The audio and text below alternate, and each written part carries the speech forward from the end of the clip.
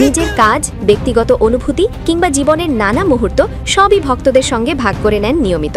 কিন্তু হঠাৎ করেই কেন তিনি বলছেন তাকে টার্গেট করা হচ্ছে? কেনই বা মানহানির অভিযোগ তুললেন এই জনপ্রিয় অভিনেত্রী? 22 ফেব্রুয়ারি নিজের ফেসবুক পোস্টে মেহজাবিন লেখেন, কিছুদিন ধরে তাকে নানা বিষয় টার্গেট করা হচ্ছে। এমনকি কিছুদিন আগে একটি মিথ্যা মামলায় তাকে হয়রানির শিকার হতে হয়েছে বলেও দাবি করেন তিনি। অভিনেত্রীর ভাষ্য অনুযায়ী বিজ্ঞ আদালত সেই মামলা থেকে তাকে অব্যাহতি দিয়েছেন এবং সত্য প্রতিষ্ঠিত হয়েছে। কিন্তু যখন তিনি নতুন করে কাজে মনোনিবেশ করছেন, ঠিক তখনই আবার তার মানহানির চেষ্টা করা হচ্ছে বলে অভিযোগ তোলেন তিনি। এছাড়াও তিনি আরেকটি গুরুত্বপূর্ণ বিষয় তুলে ধরেন, বর্তমানে এআই প্রযুক্তি ব্যবহার করে তৈরি করা ভুয়া ছবি ও ভিডিও।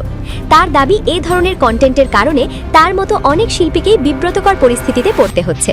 তিনি স্পষ্ট করে বলেন, আমি শুধু আমার কাজেই ফোকাস করতে চাই, আমার কাজ নিয়েই আলোচনা হোক। তবে সম্প্রতি যে বিষয়টি নতুন করে আলোচনায় এসেছে সেটি হলো, এক সংবাদ মাধ্যমের সূত্রে জানা যায়, গত 17 অগস্ট ব্যাংকক থেকে ঢাকায় ফেরার পর মদের বোতল সহ আটকা পড়েন মেহজাবিন ও তার স্বামী। যদিও এই ঘটনার সত্যতা আনুষ্ঠানিকভাবে নিশ্চিত হয়নি, তবুও বিষয়টি সামাজিক মাধ্যমে ছড়িয়ে পড়ার পর শুরু হয় নানা আলোচনা সমালোচনা। আর এসব অভিযোগের প্রেক্ষিতেই সরাসরি নিজের মানহানির দাবি করেন অভিনেত্রী।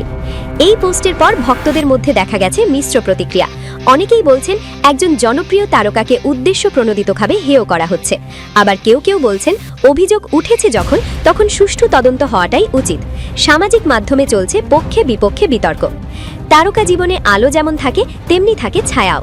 সোশ্যাল মিডিয়ার যুগে গুজব, ভুয়া তথ্য আর এআই প্রযুক্তির অপব্যবহার সব মিলিয়ে পরিস্থিতি হয়ে উঠছে আরও জটিল।